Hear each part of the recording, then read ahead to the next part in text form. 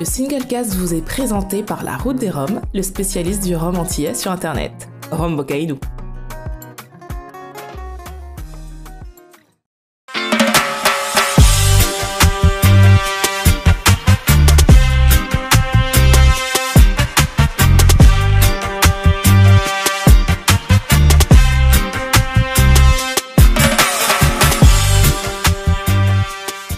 Bah justement, ça c'est là où tu soulèves un point, c'est qu'effectivement, alors non pas moi, mais c'est vrai que à force d'avoir fait des bars à tiki, parce qu'au départ, pour parler un peu de mon histoire perso, au départ j'ai commencé. Alors bienvenue au comité de parole. Voilà, c'est ça.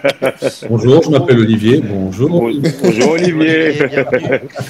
En gros, quand je me suis intéressé à la mixologie, au cocktail, c'est par l'intermédiaire du rhum. Et donc, forcément, quand je voyais une carte dans un bar de mixo, je prenais tous les cocktails à base de rhum. Et après, j'ai découvert effectivement la culture tiki. Et c'est là où, en fait, très vite, j'ai fait la différence entre un bon et un moins bon, pour pas dire un pire, bar, effectivement, tiki, quoi, un tiki bar.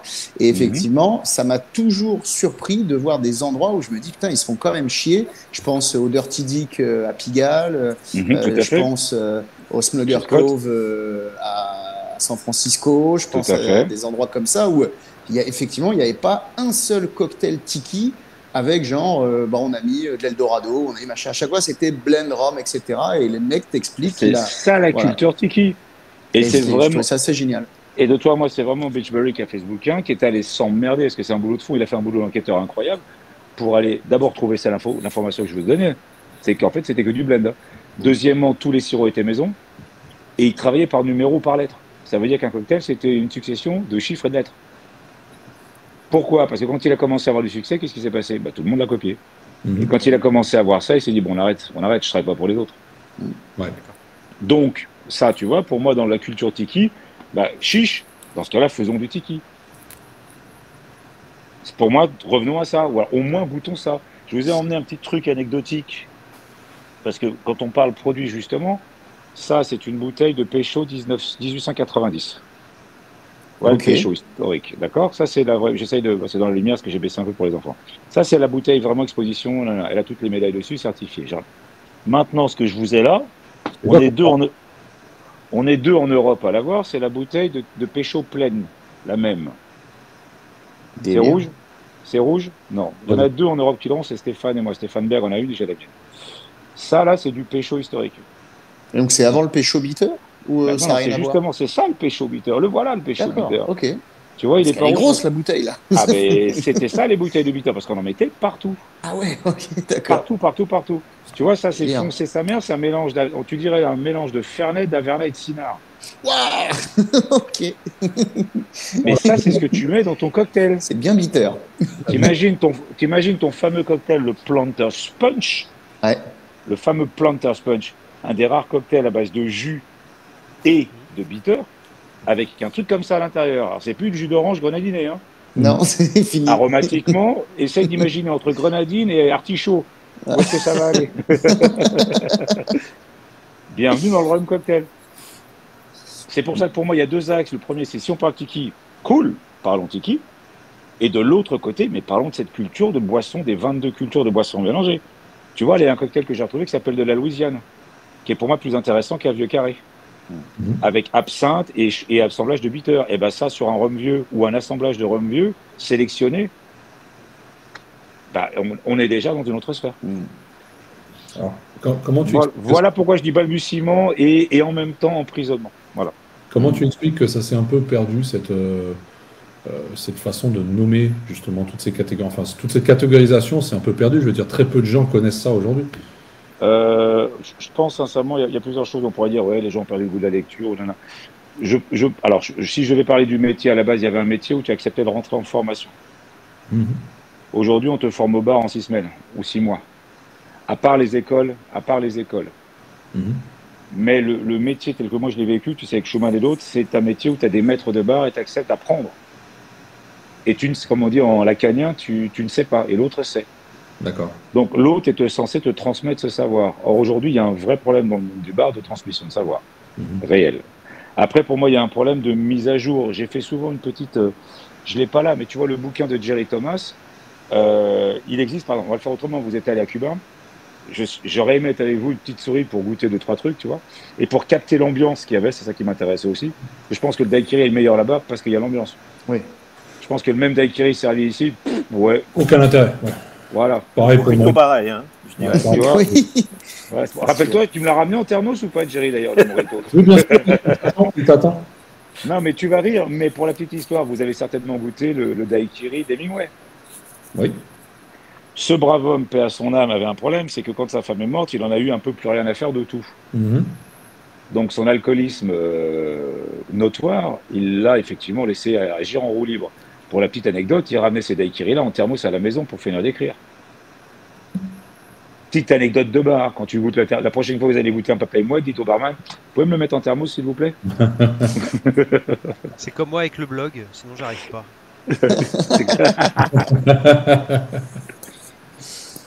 D'accord. Ouais, ça, oui, c'est Donc il y a plein de choses, problème de transmission, problème de culture, problème. Est-ce qu'aujourd'hui, je peux en parler de Saint-James, Mhm.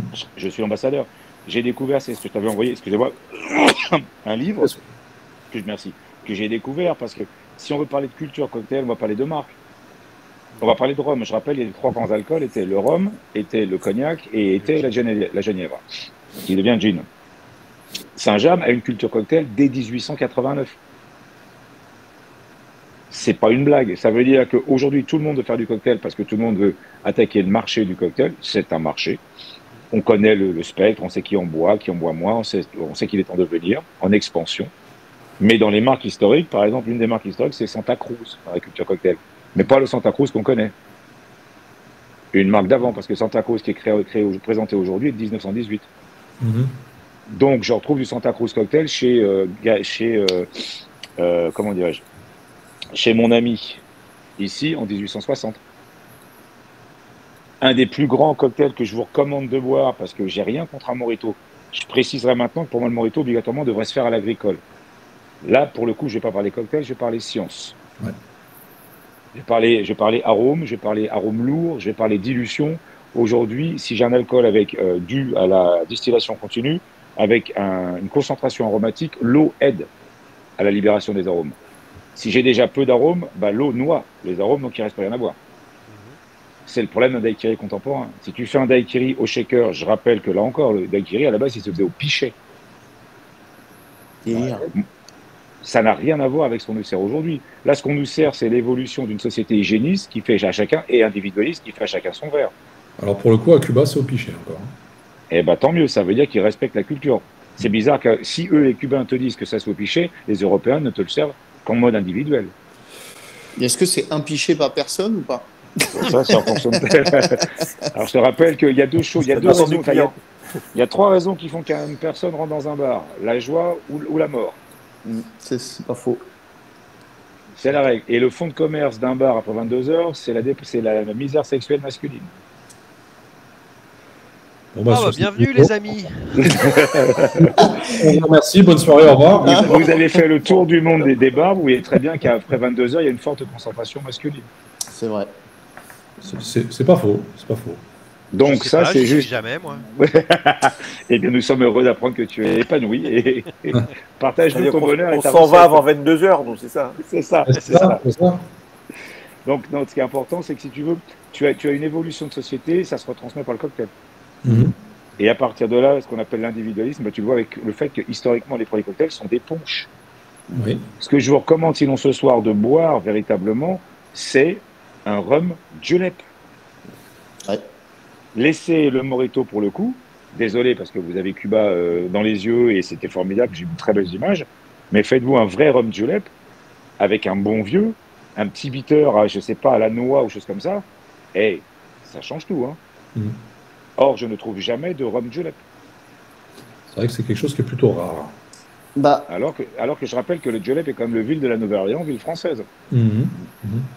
Je me permets, puisque tu as commencé à l'aborder, si on met de côté le tiki, la culture tiki, on peut remarquer que depuis l'essor des rhums sud-américains, la mixologie s'en est bien sûr emparée et a trouvé tout un tas de moyens de décliner en cocktail ces rhums sucrés. Hein, je dis ça un peu. Ah oui, On tu va peux pas, dire, oui. voilà, on va pas faire. Sweet one.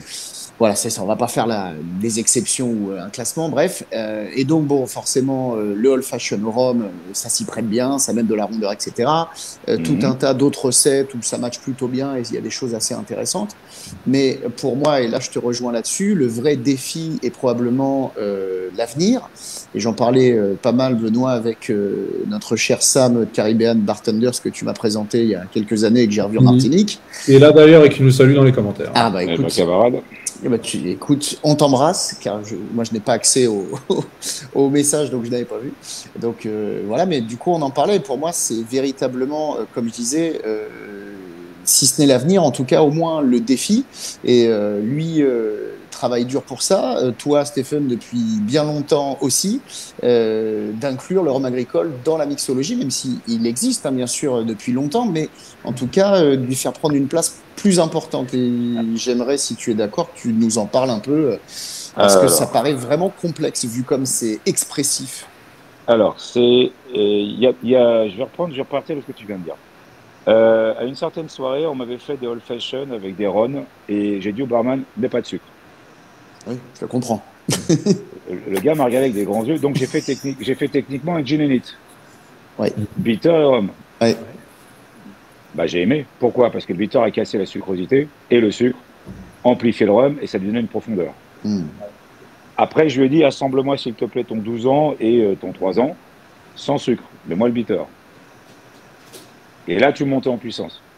C'est juste le respect du profil, hein, de qu'est-ce que le rhum et qu'est-ce que l'old fashion, qu'est-ce que doit être un old fashion. Alors après, je ne vais pas parler du fait de l'introduction du sucre en France, de ce qui a été fait par les Américains, du coca dans les caisses des tanks Sherman qui roulaient en Europe et des premières usines qui ont fait que, ce qui fait qu'on est là aujourd'hui. Et je le déplore parce que je le vois quand je donne des conférences avec les jeunes, ils ont un palais sucre maintenant. Ouais. Maintenant, je rappelle de l'autre côté aussi une bonne chose, c'est que ces rhums-là ont permis aux gens de redécouvrir les arômes du rhum. Okay, comme les bières aromatisées, comme pouvait l'être DSP. Si tu n'aimes pas l'amertume du bière, la DSP, historiquement fait par un monsieur Debus, dont je salue son petit-fils César, mon ami, c'est qu'à la base, monsieur Debus voulait véritablement faire une vraie bière aromatisée, mais sèche. Tu vois? Et ça, c'était intéressant pour moi. Maintenant, c'est devenu ce qu'on sait. L'inverse, c'est de l'aromatisation avec éventuellement un goût de bière en finale. Donc maintenant, si tu travailles, pour moi, l'agricole, il a ce que je disais au Polonais, mais je vois que ça change. Parce que ça change vraiment, et ça c'est Jerry, bravo, Benoît, bravo, tout le monde, Bibi, mais vraiment tous les deux, par exemple, où tu vois, quand j'étais en Belgique l'année dernière, les mecs me disent, Steph, on te suit depuis 4 ans, et maintenant, on a quitté le sweet. C'est un changement, effectivement, là, c'est le patron de bar qui va parler, le barman, celui qui a de la bouteille. Il y a un moment, il y a une croisée de virage où tu resteras sur le sweet ou tu partiras sur le dry. Et effectivement, l'agricole arrive là. Le problème de l'agricole, je rappelle quand même, c'est que c'est 3% du marché. On n'a pas les mêmes moyens de communication que des mecs qui sont capables de t'arroser un pays. Hein. Ouais. Et quand je dis arroser, c'est arroser. Ouais. Je ne citerai pas certaines manières pratiques commerciales pour faire en sorte que tu as cette arnaque de rhum dans les bars en France. Parce que là, ça défie toute concurrence. Tu ne peux pas t'aligner commercialement parlant. C'est pas possible. Je rajoute après, si on travaille la culture cocktail, certaines marques ont une culture cocktail. Ouais. Et ça, c'est un vrai pilier pour la vente. Tu citerais quoi comme exemple? Facile. Si tu étais une vraie bonne marque, et après j'illustrerai mon propos sur l'agricole, si tu étais une vraie bonne marque à l'ancienne, tu avais forcément ton cocktail. Par exemple, dans mes recherches, j'ai trouvé un Calvados cocktail de 1927. Quand les mecs sont venus voir de 2 grandes maisons de Calvados, on aimerait rentrer dans la mixo, je leur ai dit, vous me laissez un mois, je fais mes recherches, et au bout d'un mois, je leur ai dit, les mecs, vous vous êtes plantés en fait. Vous ne devez pas rentrer dans le monde de la mixo, vous êtes dedans, vous l'avez juste oublié. Et déjà, dans ton discours, dans ton approche, bah, ça change complètement. Tu rappelles au barman, les gars, vous avez oublié. Alors, tu le fais avec humour, hein, mais tu leur rappelles qu'effectivement, on a toujours été là, en fait. Alors, peut-être sous le nom Applejack. Ouais. Mais on a toujours été là. Et je leur ai trouvé le Calvados cocktail. Les mecs m'ont dit, wow. Donc, quand tu reprends face à des grandes maisons, je vais citer Bacardi, le Bacardi cocktail existe. C'est un vrai cocktail. Alors, là encore, il faut le savoir, il y a des controverses sur les créations de cocktails. Juste anecdote de barman, bienvenue au bar les gars, je remets une tournée. Excusez-moi, c'est un bar, j'ai un chiffre à faire. C'est très simple, le Bacardi cocktail a été statué dans la cour d'arrêt de New York en 1938 que tout Bacardi cocktail était fait parce qu'il y a du Bacardi dedans.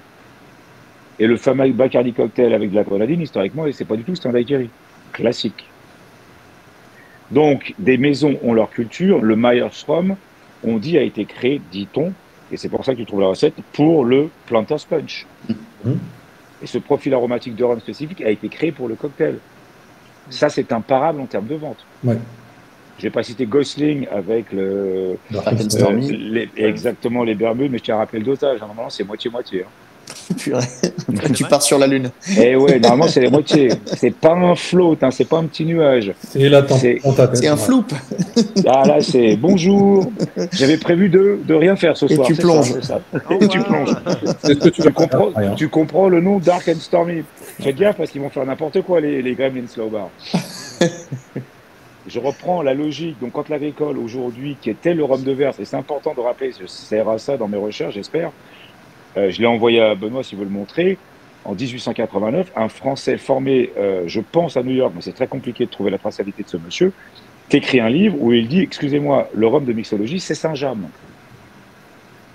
Et il te fait dedans un rhum Saint-James Fizz, un Golden Fizz au Saint-James. Il te fait ce que je trouve beaucoup plus intéressant qu'un Old Fashion standard. Voilà, c'est celle-là. Le texte commence par « Nul doute de moi de douter d'esprit de curiosité qui anime mes confrères limonadiers ». Et ce mec te dit Saint-James. Ouais. Ça, c'est 1889. Donc, j'ai pour principe, moi, que si on commence déjà par chez nous à connaître notre culture de bar, à partir de là, déjà, on la pratique. Et dans mes recherches, j'ai mis en place et j'ai servi, ça vous dit, je le ferai au rhum sec, je sers ce cocktail qui est le Perfect, que j'appelais le Perfect avec Séverin, salut Séverin si tu regardes, qui est le Perfect Saint James, qui est en fait un Old Fashion à la française de 1889. Et là, c'est fait à l'agricole. Et en plus, je peux m'amuser, agricole blanc ou agricole vieux. Et dedans, c'est absinthe, marasquin, 2 bitters. Ouais. Tu vois, tu rentres dans un autre paradigme aromatique que le fameux bitter pour bitter. Et J'ai rien contre ce paradigme, ouais. Stéphane, même dans la recette originale du Mai Tai, c'est avec du Saint James et du rhum jamaïcain. Recette numéro 2. Ouais. Ça, c'est Yann à qui je le dois. Mais j'avais travaillé sur les tikis, je l'avais trouvé, mais c'est lui qui me l'a renvoyé. Effectivement, à l'époque, je vais casser un mythe. Oui, les tikis, c'est cool. Oui, les tikis, c'est génial. Oui, Vic était brillant. Non, en fait, il voulait juste un truc pas cher pour saouler les gens. Le rhum. Ça coûtait rien. Ouais. Donc, il se faisait importer ça et c'est pour ça qu'il a travaillé le rhum. Et parfois, les rhums étaient tellement trop forts, c'est pour ça qu'il a commencé à mettre des jus et des sirops, pour les masquer. Est-ce que vous connaissez un cocktail à base de bourbon dry avec de l'orgeat à l'intérieur? Pas ma connaissance. Moi, pas ma connaissance. Genre, pour en chercher, même un bambou éventuellement, je pourrais chercher, mais c'est pas à base de ragoût de bourbon. Pourquoi? Parce que peut-être que la qualité de ces alcools était où il n'y en avait pas, déjà, prohibition, ou alors ils étaient de meilleure qualité. Ouais. Donc, il va se procurer des choses pas chères. Rappelez-vous aussi, pendant la prohibition, c'est Rum Runner, ces premiers hors-bord de Newell, ça s'appelle comme ça, qui vont chercher le rhum, qui le ramènent. Et là apparaît cette fameuse culture, cet attrait pour le rhum et cette culture du rhum. Et on commence avec les jus. Ça, c'était en Floride surtout, j'imagine, vu la... C'était en Floride, tu as le Key West et des choses comme ça. Mais ce qui est le plus intéressant de comprendre, c'est qu'à partir de là, effectivement, ça se développe comme ça, le tiki. Pas sur la qualité, sur le cheap. Et après, il monte en puissance. Et au fur et à mesure, tu ressors l'après-guerre, les rhums redeviennent bons et on continue, Et après, ça s'étend. Maintenant, revenons de notre histoire sur le bois français. Qui connaît Émile Lefebvre dans le monde du bar? Vous maintenant, et j'espère ceux qui écoutent. Et je précise, quand je l'ai trouvé, parce que c'est vraiment de la recherche, c'est 3 ans de recherche, aujourd'hui, ce bouquin, vous pouvez le télécharger gratuitement, et je le dis à chacun, euvs.org. Je l'ai filé à Benoît. Si tu veux le filer à tous ceux qui te le réclament, s'il te plaît, partage-le. On mettra un lien dans le post lors de la publication de l'émission. Voilà. Merci beaucoup, parce que tu vois, c'est partagé. Et là, ce livre, tu vas halluciner de comment l'agricole est déjà, en fait, à l'inverse, en 1889. Ouais. Maintenant, Première Guerre, Seconde Guerre, mise en place du marketing stratégique américain, avec entre autres l'accord Smith, c'est pas Jaurès, je sais plus, où tu as un accord où les Américains exigent pour avoir le plan Marshall, pour nous filer le plan Marshall, de casser le protectionnisme du cinéma français. Ce qui leur permet d'introduire leur culture. Et à partir de là, tout le monde commence à bouffer non plus du rhum français, non plus du cognac, mais du scotch. Arrêtez-vous sur Gabin avant-guerre, Gabin après-guerre. C'est Finalo au bar, c'est scotch après avec les tontons flingueurs. Ouais. Ouais. Changement culturel. Donc, quand on reprend, c'est qu'on ne connaît pas notre histoire, alors qu'elle est déjà. Le rhum agricole a toujours été à l'inverse. Toujours. Et même dans le tiki, pour des raisons économiques, et aussi aromatiques, parce qu'il t'en a cette puissance aromatique, on se rappelle quand même, tu vois, les logiques de notes de vesout, choses comme ça, c'est très bien pour le tiki cocktail. Alors, Le cocktail dont tu parlais, Donc, on a oublié. Vas-y. le cocktail dont tu parlais tout à l'heure avec les deux bitters de l'agricole, tu vas le faire au Rumfest, c'est ça que tu disais? En fait, il est déjà, si tu veux, il s'appelle maintenant le Perfect Saint James. C'est vraiment un assemblage. Parce qu'en fait, juste pour rentrer dans le détail, quand tu étais bon, tu es une marque connue, de quel que soit le spiritueux, bah, tu avais ton cocktail et ton cocktail improved, c'est-à-dire amélioré. Et moi, ce que j'ai fait, c'est que en fait, ça aurait été trop compliqué en conférence de dire je vous fais goûter le classique, puis je vous fais goûter l'improved. En fait, j'ai synthétisé les deux sous le nom Perfect. Ok. Donc, si ça vous dit, je vous en fais la prochaine fois au Rumfest, je prévois un peu de marasquin et je vous le fais. En fait, c'est quoi? C'est un old fashion hyper gourmand et hyper riche. Ça tombe bien, c'est ce que je dis, c'est ça le bois français. Reprends la création d'un old fashion historique, bah, la vie de cow-boy, elle n'est pas terrible, hein, 35 ans d'espérance de vie, grosso merdo. Il n'y a pas de pharmacie tous les 100 mètres. Tes alcools sont frelatés. Qu'est-ce que tu fais quand tu as un alcool frelaté? Bah, tu mets du sucre, on connaît bien. Et comme tu n'as pas de pharmacie, bah, tu essaies de trouver désespérément des élixirs de plantes. Hein, l'histoire du bitter, c'est ça à la base, et t'en mets dedans. Donc ça te permet d'oublier, entre guillemets, ta vie de... Voilà, voilà, tu l'as dit pour moi. Et de l'autre côté, ça te permet de goûter un truc que tu penses te faire du bien, par les plantes. Alors, Ça, c'est un old fashion de cow-boy. Est-ce qu'on a le droit en France d'avoir un old fashion? Bah oui, parce que dès 1889, old fashion en France était beaucoup plus intéressant aromatiquement. Maintenant, je précise, j'ai créé le bitter Saint-James pour justement avoir un bitter qui serve en plus le profil du rhum. Or, quand tu le fais pour moi des bitters uniquement, je ne vais pas citer une marque qu'on connaît tous, mais à un moment, la cannelle, ça suffit, quoi. Cannelle pour tout le monde, buvez, ceci est mon sang, quoi. Ça suffit. Alors, on a notre ami Letty Mathieu qui a donné un commentaire par rapport aux démarches commerciales dont tu parlais tout à l'heure. Les démarches commerciales de certains Ron ou Spiced, comme Captain Morgan ou Bacardi ou Havana, restent des volumes en discothèque et ils recherchent du rapport qualité-cuite plus que la qualité intrinsèque de... Jolie formule, Mathieu, très très jolie formule. Mais même au-delà de ça, il faut accepter que, là c'est ce que je disais au Polonais, rappelons-nous tous quand même qu'il y a 100 ans, le rhum agricole était le rhum le plus vendu au monde, et que maintenant nous sommes 3 à 4% max, quoi. Alors nous sommes le plus qualitatif lentement, c'est ce qu'on travaille, c'est ce que surtout, merci Jerry et d'autres qui ont créé des 73, parce que sinon on serait carrément plus là, hein. Ça serait même pas la peine d'en parler. Hein. On pourrait pas sortir du cheap rhum, on serait toujours plus cher avec du cheap que ce que font les autres.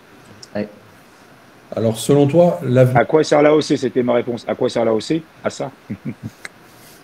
Alors, selon toi, l'avenir du rhum dans le cocktail, ça peut ressembler à quoi? Ben, c'est aussi simple. Si tu, pour synthétiser ce que j'ai juste dit, si tu acceptes de retravailler le tiki tel qu'il est et pas tel que les gens l'ont réduit, petit A, si tu intègres la vraie culture pré-prohibition au rhum, au service du rhum, bah, devant toi, c'est l'infini. Et au-delà, comme l'autre. Est-ce que, justement, ces recettes n'ont pas été adaptées à un moment donné, soit pour des questions de rendement, soit pour des questions de goût, qui ont évolué avec le temps quand même, pour vendre du sucre aux gens, peut-être, je ne sais pas. Et maintenant, un retour en arrière, est-ce encore possible? Je viens de le faire, devant vous. Nous parlons, alors je précise, nous parlons à des gens qui sont amateurs de rhum. D'accord? C'est ça. Le truc, c'est que... Ceci est un cocktail, oui, mais à un moment, je ne vais pas dire une révolution, mais à un moment, une prise de conscience, c'est pas 10 millions de personnes. Tu commences par 50, puis tu commences par 100, puis 200, et ainsi de suite, tu amplifies. Je vous invite tous à essayer de faire un gin and it. Je vous le ferai, si ça vous dit, avec le bitter que je présenterai en avant-première au Rumfest, et on se fait tous des gin and it au 56,5. D'accord? C'est aussi simple que ça, hein. Ça m'a pris 15 secondes. Avec plaisir, le rendez-vous. Tu dois nous faire.